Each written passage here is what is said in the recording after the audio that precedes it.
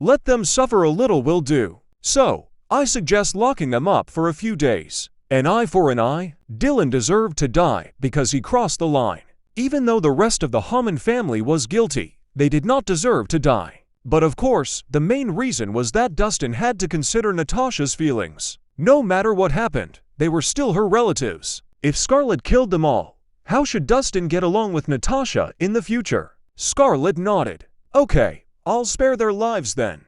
As long as Dustin was happy, she did not mind killing a few people. Suddenly, Scarlett asked, "Oh, by the way, your birthday is coming up in a few days, right?" "Yes, it is. I almost forgot about it if you hadn't mentioned it." Dustin recalled instantly. He had never cared about his birthday. In the past years, he would simply have a meal and some drinks. Sometimes, he would get a birthday cake if he felt like it. Dustin's birthday celebrations had always been simple. "How do you plan to celebrate your birthday this year?" Scarlett was curious. Dustin replied calmly, "Most likely have a meal. Oh, and I'll buy myself a cake. A simple celebration. No way." Scarlett frowned and turned serious. "We should have a grand celebration. This time, I'll host an impressive birthday banquet for you." "There's no need for that. Celebrating it as usual is fine for me." Dustin declined her offer, but she insisted. "Back then, your birthday had always been a lively event.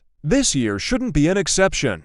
He shook his head. "Well, things have changed. The past is the past. Kid, I appreciate the thought, but let's skip the birthday banquet. I prefer to keep a low profile." "All right then. Since you don't like it, we won't have a birthday banquet." Seeing that Dustin was persistent, Scarlett stopped forcing him. But she compromised and said, "But it shouldn't be a problem if I invite some friends to celebrate, right?" "Of course." Dustin nodded with a smile. Scarlett broke into a smile. "It's settled then." The atmosphere was pleasant as they chatted while eating. After they had eaten their fill, they were satisfied. Suddenly, Dustin's phone rang. It was Samuel calling.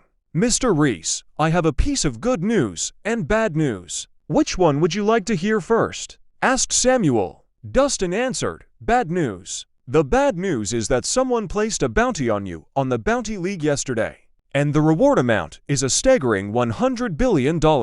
Samuel responded. Dustin raised an eyebrow at that. "Oh, who is it?" The last person who placed a reward on him was Edwin.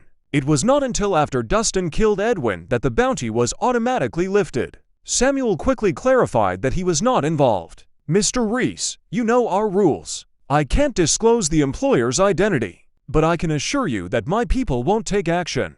"All right, tell me the good news then." Dustin changed the subject. "The good news is I've located the Cherusia you've been searching for.